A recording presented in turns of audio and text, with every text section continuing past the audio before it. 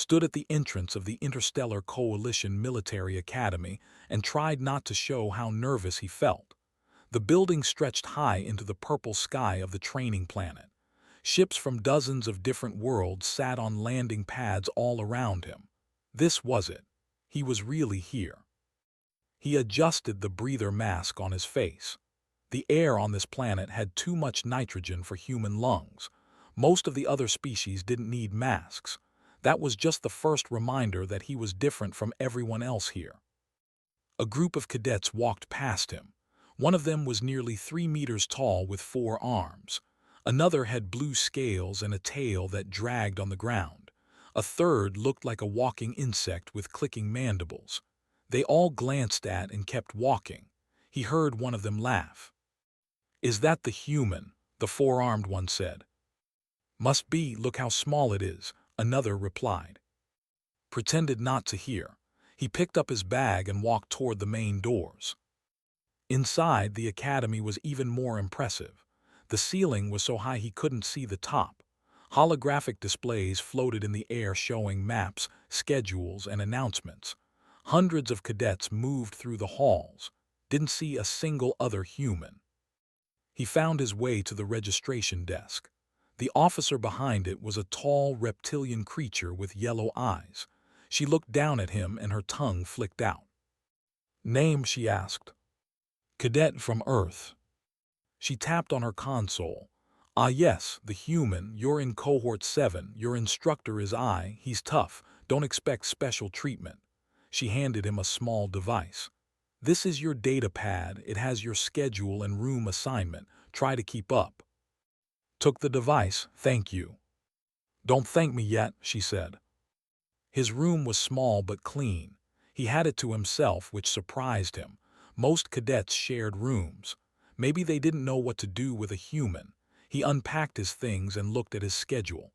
First class was in 2 hours. Combat theory with instructor I. Arrived at the classroom early. He wanted to get a good seat and maybe introduce himself to some classmates. The room was set up like an amphitheater with seats rising up in rows. He picked a spot in the middle and sat down. Other cadets started arriving. The 4-armed one from earlier came in. He saw and grinned, showing sharp teeth. He walked over and sat right next to him, even though there were plenty of empty seats. "So you're the human everyone's talking about," he said. "I'm from." He replied, "Nice to meet you." Looked him up and down. "You're really small, and you need that mask just to breathe here. How did Earth even get into the coalition?" "We have good technology," said, "and we wanted to be part of something bigger." "Technology," snorted. "That won't help you in hand-to-hand combat. I hope you can run fast." Before could respond, the door at the front of the room slammed open. Instructor I entered. He was massive, at least 2.5 meters tall, with dark green scales and eyes that seemed to look at everything at once. His tail swished behind him as he walked to the podium. "Sit down and be quiet," I said. His voice was deep and rough. The room fell silent immediately. "I am Instructor I. For the next year I will train you. Some of you will succeed, most of you will not. This is the finest military academy in the coalition. We do not accept weakness. We do not accept excuses. You will learn to fight, to think, and to survive, or you will leave." His eyes scanned the room and stopped on. "I see we have a human this year," I said. "Earth's first contribution to our military forces. How interesting." The way he said interesting made it sound like an insult. "Humans are classified as a protected species," I continued. "Fragile, weak gravity world origin, requires artificial assistance just to breathe on most coalition worlds. Tell me, cadet, why should you be here?" All eyes turned to. He stood up, his heart pounding. "Sir, I'm here to learn and serve, same as everyone else." "Same as everyone else," I repeated. "We shall see, sit down." The class continued. I talked about the different types of combat scenarios they would face. He showed videos of battles between coalition forces and various threats. The other cadets took notes, tried to keep up, but everything was so new. The weapons were different. The tactics were different. Even the way they thought about war was different from what he'd learned on Earth. After class, gathered his things slowly. He didn't want to walk out with the others. As he headed for the door, a voice stopped him. "Cadet." He turned, and Cadet approached him. This one was smaller than most of the others, with thin limbs and large compound eyes. "I am X," the cadet said.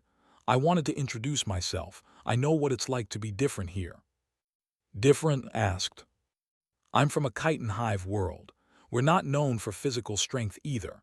Most of my kind become scientists or engineers, not soldiers, but I wanted to prove we could do more."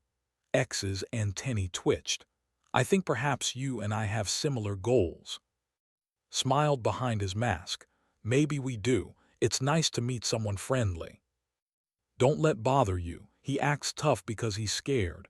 And Instructor I, he tests everyone, especially those he thinks might surprise him." They walked together toward the dining hall. X explained more about the academy and its traditions. The next few weeks would be basic training. Then came something called Intimidation Week. "What's that?" asked. "An old tradition. They test our courage by exposing us to dangerous situations. Last year, they made cadets walk across a bridge over a pit of fire.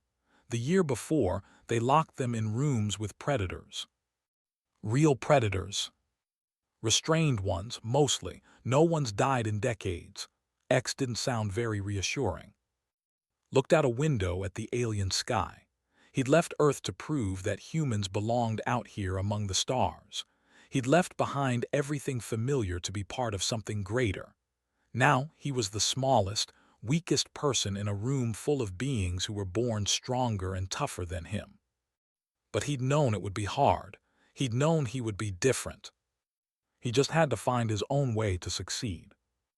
Whatever Intimidation Week brought, he would face it, just like he would face everything else in this strange new world. 3 weeks had passed since arrived at the academy. He'd gotten used to the heavy gravity and the strange food. His body ached constantly from the physical training, but he was keeping up, barely. Still made jokes about humans being weak, but now there was less bite to his words. Yesterday had beaten him in a strategy simulation. The four-armed cadet hadn't liked that much. X had become a good friend. They studied together in the evenings and helped each other with difficult subjects. Taught X about human military history. X helped understand the complex politics between different coalition species. On the morning of the 4th week, Instructor I called an assembly. All the first-year cadets gathered in the main hall, stood between X and a tall, bird-like cadet named. I climbed onto the stage at the front of the hall. Behind him, a massive holographic screen lit up. "Cadets," he began, "today marks the beginning of Intimidation Week." A murmur ran through the crowd, felt his stomach tighten. "In the field you will face things that terrify you," I continued. "Fear is natural, but a soldier must learn to function despite fear. This week, you will face one of the galaxy's most dangerous predators. You will learn to control your fear or you will fail." The screen behind him flickered. An image appeared, heard gasps around him. The creature on the screen was enormous. It had 6 legs and a body covered in dark scales that seemed to absorb light. 6 glowing eyes sat in a narrow head. Its mouth was full of teeth that looked like sharp crystals. A long tail ended in what looked like a blade. "This is a stalker," I said. "From the Death World Prime, it is an apex predator. In the wild, a single stalker can kill 100 soldiers before being stopped. They are intelligent, fast, and nearly impossible to hear when they hunt." More images appeared. Videos of stalkers attacking prey, moving through forests without making a sound, taking down creatures twice their size. 3 days from now, we will bring a stalker to your combat theory class," I announced. "It will walk among you. You will not run. You will not scream. You will sit calmly and demonstrate that you are soldiers, not prey." The room erupted in nervous chatter. I raised a hand for silence. The creature will be partially restrained and monitored by Handler, our beast master. You will be safe as long as you follow instructions. Do not make direct eye contact. Do not show fear. Do not touch the creature unless it touches you first, which it will not. Dismissed. The cadets filed out of the hall. Everyone was talking about the stalker, heard fear in their voices, even looked worried. "I've heard about these things," X said quietly as they walked. "My cousin served on a colony world near Prime. She said a stalker got past their defenses once. It killed 15 people before they stopped it." "How did they stop it?" asked. "They collapsed a building on it. That's what it takes." That night couldn't sleep. He used his data pad to research stalkers. The information wasn't comforting. The creatures were pack hunters on their home world. They communicated through sounds too low for most species to hear. Their scales were stronger than most armor. Their senses were so sharp they could detect a heartbeat from 50 meters away. But something caught attention. One article mentioned that stalkers on Prime were social animals. They lived in family groups. They only attacked outsiders. Within their pack, they were gentle, even playful. It reminded him of wolves back on Earth, dangerous to strangers but loyal to family. The next 2 days passed slowly. Tried to focus on his regular classes, but everyone was distracted. Cadets shared stories about stalkers. Each story was worse than the last. Claimed he wouldn't be afraid. "My people have faced worse," he said. "A stalker is just an animal." Disagreed. "An animal that has destroyed military units. Don't be stupid." On the third morning, woke early. This was the day. He dressed in his cadet uniform and made sure his breather mask was secure. He ate breakfast but couldn't taste anything. The combat theory classroom seemed different today. Instructor I had rearranged the seats into a wide semicircle. In the center of the room was empty space. A massive figure stood near the wall. This had to be Handler I. He was covered in thick fur and stood at least 3 meters tall. He looked like a bear that had learned to walk upright. His small eyes watched the cadets as they entered. "Take your seats," I ordered. "No talking."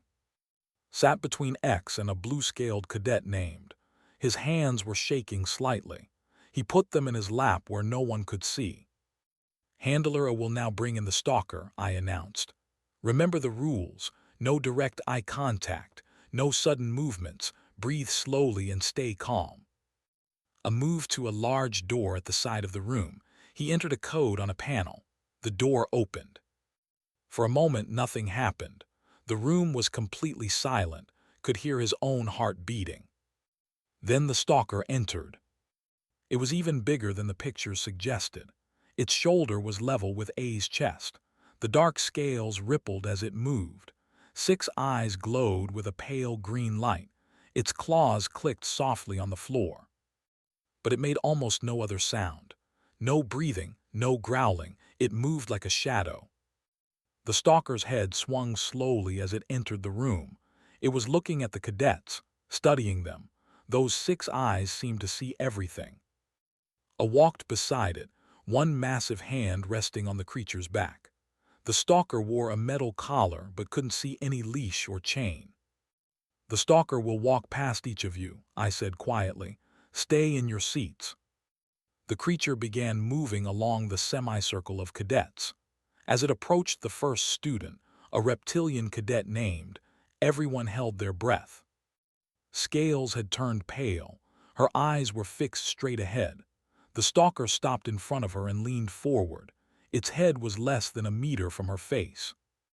It sniffed once, twice, then moved on. Watched as the stalker approached each cadet. Some handled it better than others, kept his face neutral, but his 4 arms were rigid at his sides. Feathers were flat against his body. X's antennae were completely still. The stalker seemed to sense their fear. Its movements became more predatory, more focused. It spent longer in front of cadets who were more afraid. It was getting closer to now, just 3 cadets away, then 2. Forced himself to breathe slowly. He thought about what he'd read. Pack animals, social creatures, not mindless killers. The stalker reached the blue-scaled cadet beside him. She was trembling visibly. The creature's eyes fixed on her. A low sound came from its throat, not quite a growl, something else. Then it moved too. 6 glowing eyes locked onto his face. The stalker stood directly in front of. 6 glowing eyes stared at him. The creature was so close he could see every detail of its scales. Each one was like dark glass, reflecting dim light. Reminded himself to breathe slowly. Stay calm. Don't make eye contact. But something felt different. The stalker had moved quickly past some cadets and spent longer studying others. It had stopped completely. It wasn't moving at all. The creature's head tilted slightly to one side. Its nostrils flared.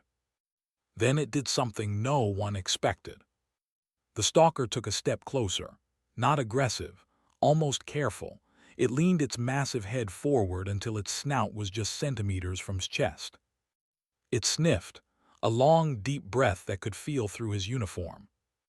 Handler A's hand tightened on the creature's back. Stay still, he rumbled too. Wasn't planning to move. He was frozen in his seat.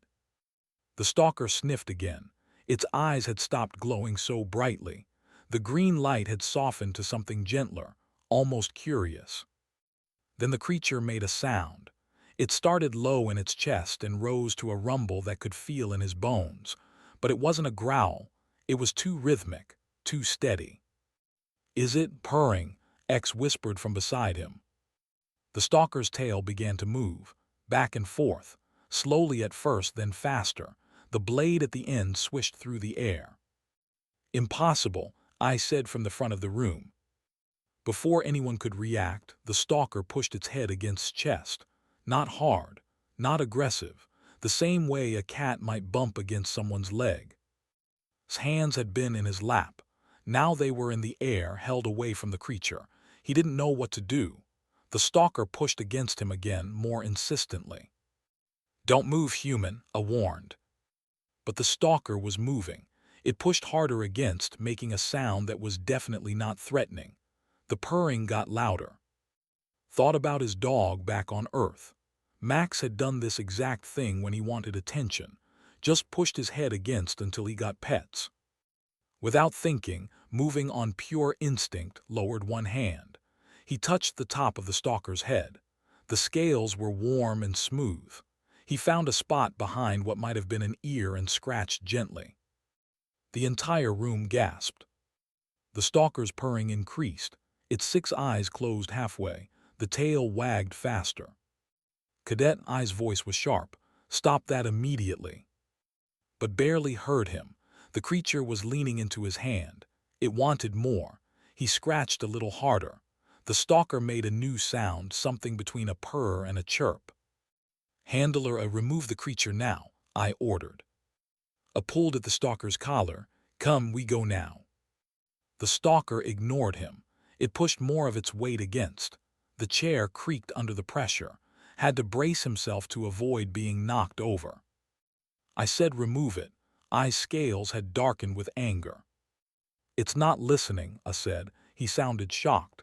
In 20 years I've never seen this. The stalker pulled away from his hand. For a moment, everyone thought it was going to leave. Instead, it turned around 3 times in a circle, then lay down on the floor. Its massive body curled around its chair. Its head came to rest on its boots. The purring continued. After a moment, the creature's eyes closed all the way. Complete silence filled the room. What? Started to say but couldn't finish. Sat very still. The deadliest predator in the galaxy was sleeping on his feet. I approached slowly. His movements were careful. When he spoke, his voice was quieter than I'd ever heard it. Cadet, what did you do? I don't know, sir. I just scratched its head. You just scratched the head of a stalker. It seemed like it wanted me to. I looked at Handler. Explain this. The massive Handler shook his head. I cannot. This stalker has been in captivity for 5 years. It tolerates me because I feed it. It has never shown affection to anyone. It has certainly never done this. He gestured at the sleeping creature. Is the human using some kind of technology? I asked. A calming device. I checked a scanner on his wrist. No, nothing. The stalker is simply content. One of the other instructors entered the room. She was a tall, thin being with blue skin. I heard there was a situation. What? She stopped when she saw the stalker. Why is it sleeping? That, I said, is what we're trying to understand. The stalker snored. It was a rumbling, bubbling sound. Its tail twitched like it was dreaming. Was afraid to move. He looked at X, who stared back with huge eyes. This is unprecedented, the blue-skinned instructor said. We should contact the xenobiology department immediately. Already done, I said. He tapped his communicator.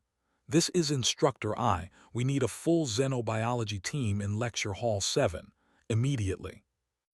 Over the next few minutes, more people arrived. Scientists with scanners and cameras, medical personnel, even the Academy's headmaster, an ancient being named Elder who rarely left his office.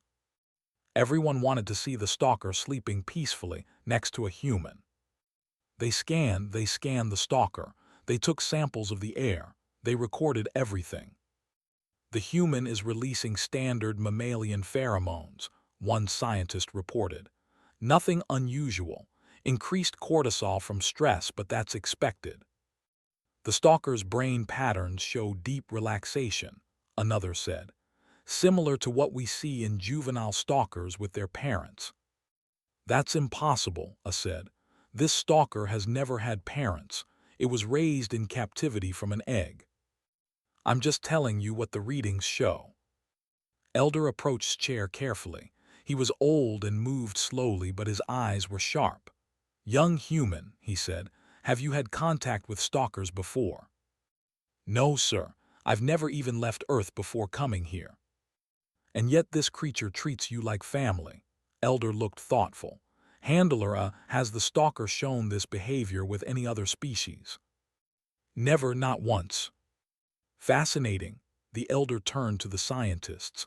I want a full analysis. Compare human biology with biology. Find out what's causing this. The stalker shifted in its sleep. Its head pressed more firmly against his boots. One massive paw stretched out and came to rest against his leg. Spoke up from his seat. Does this mean class is canceled? Several cadets laughed nervously. The tension in the room broke slightly. I glared at him. Class is suspended. All cadets except cadet are dismissed. You will remain here until the xenobiology team completes their assessment. The other cadets filed out slowly. Many of them looked at as they passed. Some looked confused. Others looked impressed. X gave him a small gesture of support before leaving. Soon only the scientists, I, and Elder remained. How long will this take? Asked. As long as necessary, Elder replied. You are part of something very important, young human. If I'm right about what's happening here, it could change everything we thought we knew about your species. The stalker snored again. Its tail wagged once in its sleep. Looked down at the creature that had terrified him just minutes ago. Now it looked almost peaceful. Content. He had no idea how his life had just changed. But somehow, he'd made a friend of the galaxy's most dangerous predator. And he'd done it by scratching behind its ear. Sat in the lecture hall for 3 hours while scientists worked around him. The stalker remained asleep on his feet the entire time. Every time Handler tried to move the creature, it would wake slightly, make a displeased sound, and press closer too. Eventually, they gave up trying to separate them. Doctor, the head of xenobiology, was a human woman who had been working at the academy for 5 years. She was the first human had seen since arriving. She sat across from him with a data pad, asking questions while her team took readings. Tell me about your life on Earth, she said. Did you have pets? Yes, ma'am, a dog named Max, and we had a cat that kind of adopted us. She wasn't really ours, but she came around. Did you have any unusual experiences with animals? Did they seem to like you more than other people? Thought about it? I guess so. My neighbor's dog always wanted to play with me, and there was this bird that would land on my shoulder in the park. My mom used to joke that I was a Disney princess. Doctor smiled at that, and you never thought this was unusual. On Earth, lots of people are good with animals. I figured I was just one of them. She made notes on her pad. The preliminary results are fascinating. Your pheromone profile is very similar to the chemical signatures that juvenile stalkers produce. Not identical, but close enough that the adult brain registers you as, well, as family. So it thinks I'm a baby stalker. More like it thinks you're part of its pack. Stalkers are highly social on their home world. They only become aggressive toward outsiders. You somehow register as an insider. The stalker made a contented sound in its sleep. Its tail twitched. Will this happen with other creatures? Asked. We don't know yet, but if this is a general feature of human biology, Doctor looked excited. We need to do more tests. Are you willing to help with research? I guess so, but I'm here to be a soldier, not a scientist. You might end up being both. Eventually, the stalker woke up. It yawned, showing all those crystal teeth, and stretched like a cat. It looked up with its 6 eyes and made a questioning sound. Reached down and scratched its head again. The purring started immediately. Okay, I said, let's try to move it now, slowly. He produced a piece of meat from a container. The stalker's attention shifted immediately. It stood up, shook itself, and looked at the food. Come, I said, backing toward the door. The stalker followed him but kept looking back at. When it reached the door, it stopped. It chirped once, a questioning sound. Go on, said, I'll see you later. The creature tilted its head. Then, to everyone's amazement, it walked back to, bumped his leg with its head once more, and returned to I. This time it followed him out of the room. It said goodbye, Doctor said quietly. It actually said goodbye. Elder, who had been watching everything, spoke up. Cadet, you are dismissed for today. Get some rest. Tomorrow we will begin a new series of tests. What kind of tests? We need to see if this ability extends to other species. The Coalition has many creatures that are difficult to manage, if humans can bond with them. He trailed off, thinking. This could be significant. Left the lecture hall in a daze. Word had spread quickly. Cadets stopped to stare as he walked through the halls. Some whispered, others pointed. He found X and waiting outside his room. So, said, you're the human who made the scariest predator in the galaxy take a nap on you. I didn't mean to. No one means to make history, X said, but you did. Over the next week, became famous. The video of him petting the stalker while it purred spread across the Academy network. Other species wanted to know more about humans. Suddenly, everyone was interested in the small, weak species that needed breathing masks. Doctor's team arranged more tests. They brought to the creature containment facility.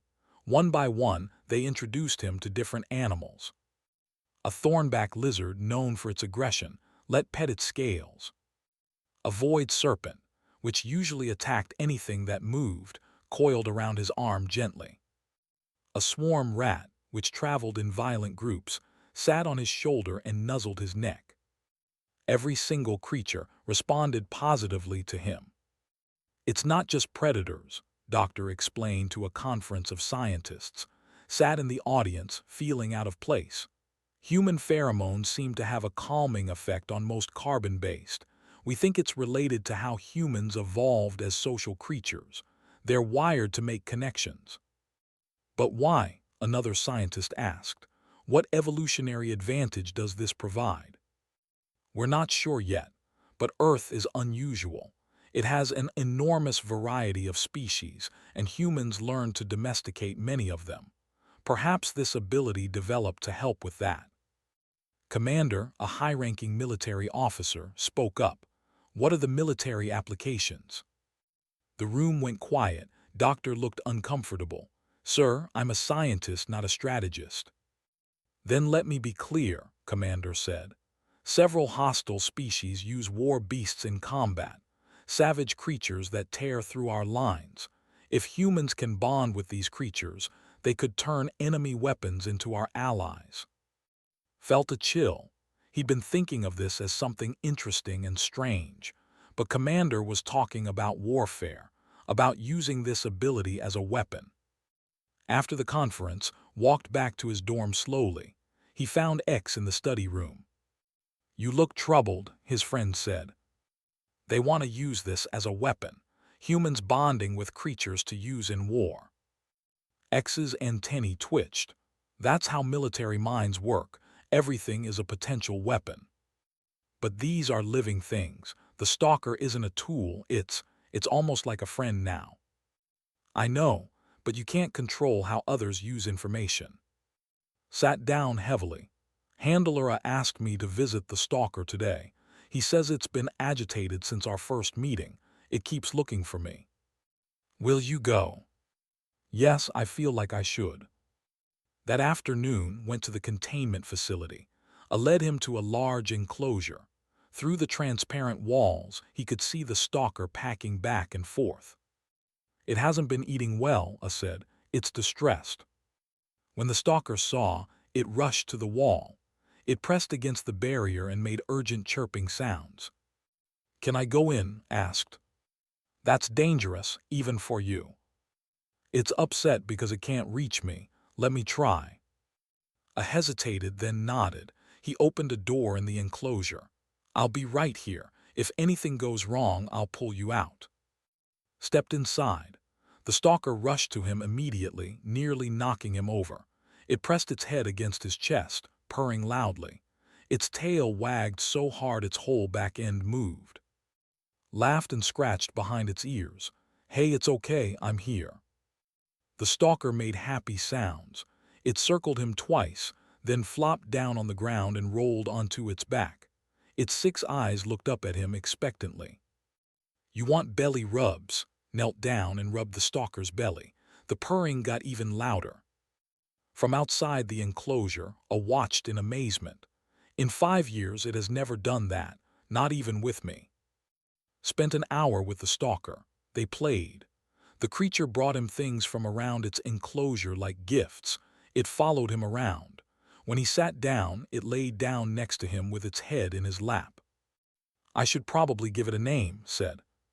What will you call it? Thought about it. The creature was powerful and moved like the wind. He said, it means wind in Korean. As if understanding, the stalker looked up and chirped. From that day on, was companion. The academy didn't know what to do with this development, but they couldn't deny the bond was real. And began to understand that being human meant more than he'd ever imagined. 3 months had passed since the incident in the lecture hall. The academy looked different to now. He walked the halls with at his side, and cadets who once mocked him now stepped aside with respect, some with fear. A stalker followed the human everywhere. That changed things. But wasn't the only one anymore. Word had spread to Earth about what happened. The coalition had requested more human cadets for testing. Now there were 15 humans at the academy, and each one had bonded with a creature that other species considered dangerous or unmanageable. Cadet, a quiet woman from Seoul, had bonded with a void serpent. The massive space-dwelling creature coiled around her like a living scarf. She could communicate with it somehow, understanding what it wanted without words. Cadet Lee had befriended an entire swarm of creatures that usually ate everything in their path. They followed him like a cloud, responding to his gestures. Each human had their own story, but they all had one thing in common. The creatures loved them. Today was a special day. Admiral Park was visiting from Earth. She was the highest-ranking human in the coalition military and had come to see what everyone was talking about. The cadets gathered in the main courtyard, stood at attention with sitting beside him. The stalker was calm but alert, watching everything with its 6 eyes. Admiral Park arrived in a sleek ship that landed on the central pad. She stepped out wearing a crisp uniform with more medals than could count. She was tall for a human, with gray hair pulled back in a tight bun. Her eyes swept across the assembled cadets and creatures. "At ease," she said. Her voice carried easily across the courtyard. "Relax slightly," made a questioning sound. Admiral Park walked slowly down the line of human cadets. She stopped in front of each one, looking at them and their bonded creatures. When she reached, she studied for a long moment. "A stalker," she said. "I've seen combat reports about these nasty creatures." "It's not nasty, ma'am," said before he could stop himself. Admiral Park raised an eyebrow. "Yes, ma'am, it's his name. It means wind." She looked at the massive predator, looked back at her, then stood and moved closer to protectively. "He's protective of you," Admiral Park observed. "We're friends, ma'am." Admiral Park smiled slightly. Friends with one of the deadliest creatures in known space. Earth would be proud, cadet. She addressed all the cadets. "I came here skeptical. I thought the reports were exaggerated, but seeing this with my own eyes..." She paused. "You've all done something remarkable. You've shown the galaxy that humans have a gift, a talent no other species possesses." Elder approached from the Academy building. "Admiral Park, welcome. Shall we discuss the implications?" "Let's." The cadets were dismissed, walked toward the dining hall, fell into step beside him, her void serpent swaying gently. "Did you hear what the Admiral said?" asked. "They're creating a special unit, humans and their bonded creatures. They want us to be the first." "A special unit for what?" "Whatever they need, I guess. Exploration, peacekeeping, maybe combat." "Didn't like the sound of that last one. I don't want used as a weapon." "We might not have a choice." That evening was called to a meeting. He arrived at a small conference room to find Admiral Park, Elder, Doctor, and Instructor I waiting. "Sit down, cadet," Admiral Park said. Sat, lay down beside his chair. "We've been discussing the future," Elder began. "What you and the other humans have demonstrated is unprecedented. The Coalition has many problems that could be solved with your unique abilities." "What kind of problems?" "There are several hostile species that use war beasts," Commander said, entering the room. Hadn't noticed him standing in the corner. "Creatures bred for destruction. If humans could turn those creatures peaceful, or even make them switch sides." "You want us to fight," said. "I want you to save lives," Commander corrected. "Every war beast that becomes peaceful is 100 soldiers who don't die." Admiral Park held up a hand. "Before we discuss warfare, let's discuss exploration. The galaxy has thousands of unmapped worlds. Many of them have dangerous wildlife that prevents colonization. Humans could make those worlds safe." "Or," Doctor added, "you could help with conservation. Many species are endangered because they're too dangerous to protect properly. Humans could work with them." Looked at each of them. "So humans become, what? The galaxy's animal handlers." "You become whatever you choose," Admiral Park said firmly. "But understand this. The galaxy now knows what humans can do. They'll want to use this ability. We need to decide how it's used. Do we control this, or do others control it for us?" It was a good question. Scratched his head thinking. "What do you want, Cadet?" Elder asked. "You were the first. Your opinion matters." "I want to help," said slowly. "But not by turning creatures into weapons. Isn't a tool. He's alive. He has feelings. All these creatures do." "Agreed," Admiral Park said. "Which is why Earth is proposing a new division, the Relations Corps. Humans trained to work with dangerous and misunderstood species, to bridge the gap between them and the rest of the galaxy." "Not soldiers?" asked. "Soldiers when needed, but primarily peacemakers, protectors, both of people and of creatures." "Like the sound of that. And we get to choose our assignments." "Within reason, yes." He looked down at The stalker looked back at him with trust in all 6 eyes. Then I'm in. Over the next few weeks, things changed rapidly. The Academy established a new training program specifically for humans and their bonded creatures. More humans arrived from Earth. Not everyone could bond with dangerous creatures, but those who could were quickly identified. Became something of a teacher, showing newer cadets how to approach creatures safely, how to read their body language, how to build trust. Instructor I approached him one day during training. The reptilian looked uncomfortable. "Cadet," he said, "I owe you an apology." "Was surprised, sir.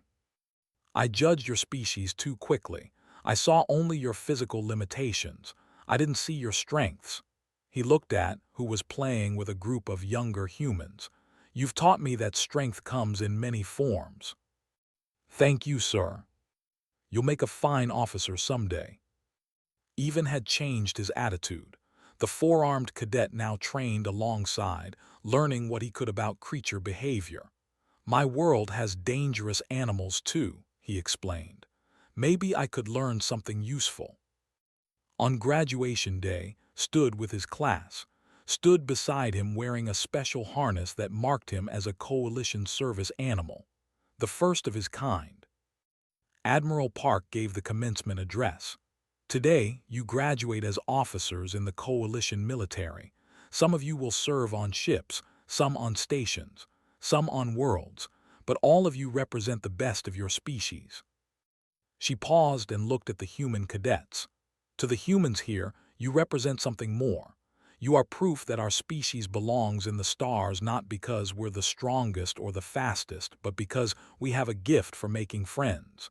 Even with creatures that terrify others, you found friendship. That is humanity's true strength." The crowd applauded. Creatures of a dozen species made their own sounds of approval. Looked around at his classmates. X clicked his mandibles in happiness, grinned, stood with her void serpent coiled peacefully around her shoulders. After the ceremony, they all gathered in the courtyard. Families had come from across the galaxy. His parents had made the trip from Earth. His mother cried when she saw. "He's so big," she said. "And very gentle," assured her.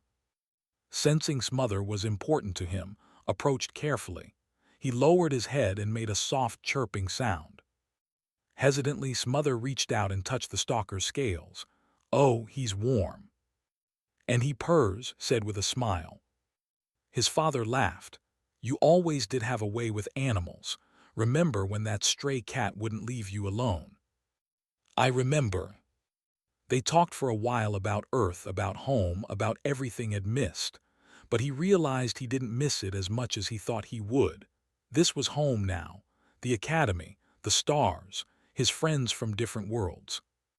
As the sun set over the Academy, stood with and watched the ships come and go. Tomorrow, he would receive his first assignment. The Relations Corps wanted him to visit a world where dangerous creatures were preventing settlement. He would try to make peace between the settlers and the animals. It was exactly the kind of work he wanted to do. Bumped his head against the shoulder, scratched behind his ears. "Ready for an adventure, boy?" The stalker chirped in response. His tail wagged. Smiled. A year ago he'd been the smallest, weakest cadet in a room full of warriors. Everyone had doubted him. Many had laughed. Now he stood as proof that humans belonged among the stars, not as the strongest warriors, not as the scientists, but as the species that could look at the galaxy's nightmares and see friends waiting to be made. And that thought was worth more than any weapon.